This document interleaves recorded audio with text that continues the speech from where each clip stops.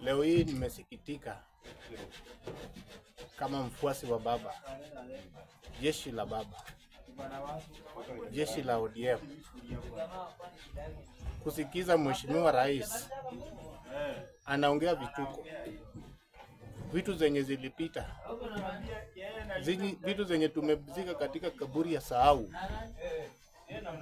Mheshimiwa rais, tulielewana kama ODM na UDA to form broad-based government,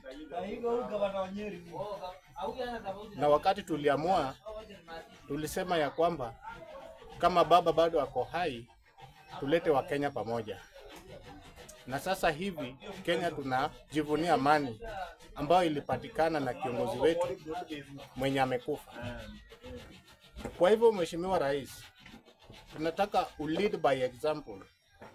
Uhakikishe ya kwamba chochote inatoka kwa mdomo yako inalingana na zile vitu zenye Wakenya wanahitaji.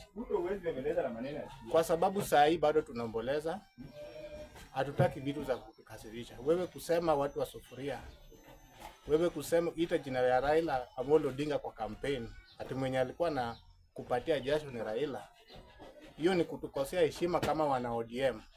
Na tunataka Raila alale mahali pema peponi. Wachana na Raila, wewe fanya kampeni zako.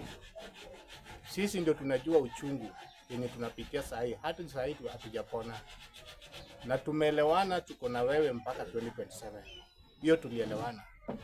Lakini chochote ambayo utasema saa hii itadetermine kama sisi kama wana ODM tutakupatia mkono au la. Kwa hivyo mheshimiwa rais, mimi ninakuomba, mimi Garang de la Rupa la Rudi, tafadhali mheshimiwa rais, koma jina ya Raila, koma kabisa na ukome jina ya Raila. Otherwise 2 term wewe utachukua hiyo kiti kama 2027, lakini ukibehave. Asante.